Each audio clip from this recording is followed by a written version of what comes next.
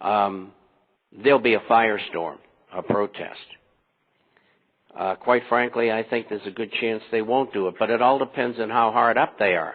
They're in serious trouble because there's not enough money out there to fund the debt. And last year, the Federal Reserve, which is privately owned, makes money up out of nowhere.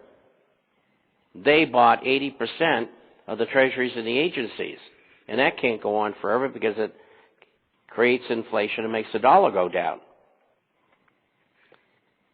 So I think if they went to a program like that, what they would do is they would start it off voluntarily. And everything in America that starts off voluntarily by government becomes mandatory. So if they do that, I would advise everybody to get out. Ain't that the truth?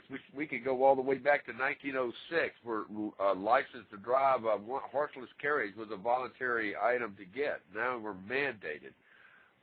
From Beaumont, Texas, ask Mr. Chapman if the government is going to get away with going after our IRAs and our 401ks, and what exactly does the new executive order mean with the 10 governors?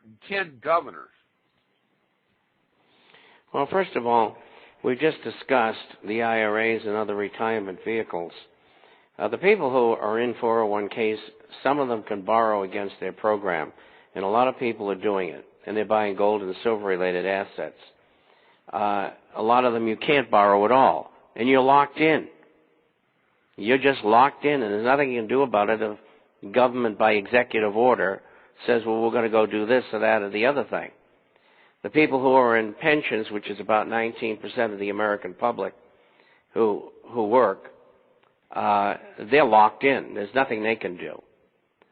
And so that leaves the IRAs and the Roths.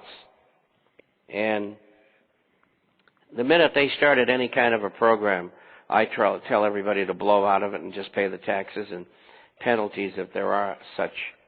And we have people pulling out millions of dollars already every day because, you know, some of them are going to say they don't have any faith in the government and they figure they're going to pull this thing off, and they don't want to be there.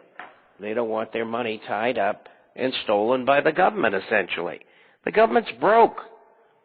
They just spent $1 trillion on wars and occupations. It's not even on budget. And the budget deficit year on year right now is $1.7 trillion. Well, if you put in the wars and occupations, add $300 billion annually. I don't see the government giving us any part of the profits from their drug trade. Amen. Master Sergeant Paul S. Cody, United States Marine Corps, retired, came forth with an article that basically was a feed. It was sent to me, and I posted it on the News of Views today, Mr. Chairman. Master Sergeant Cody stated that the United States Post Office was established in 1775. They've had 234 years to get it right, and it's broke. Social Security was established in 1935.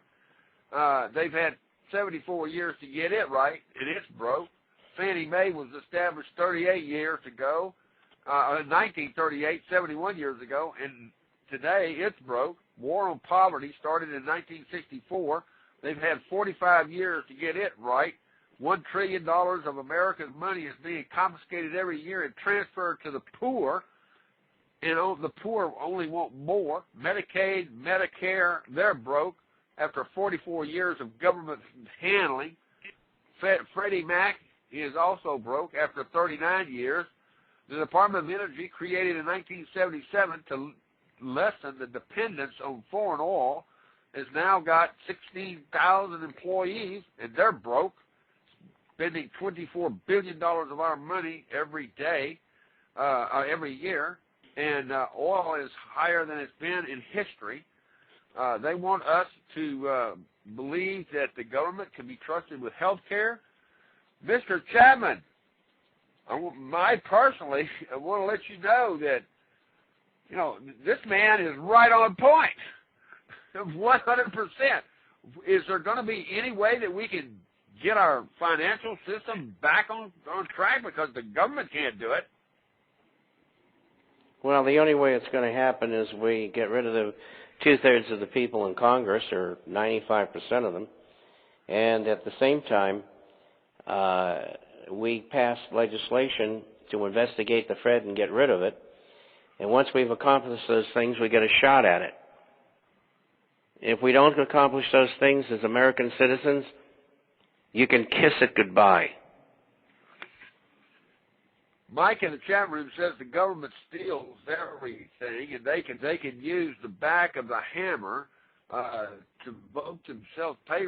It's all political, and I personally feel, and Mike feels, that we need to throw all these political people in jail. What do you feel?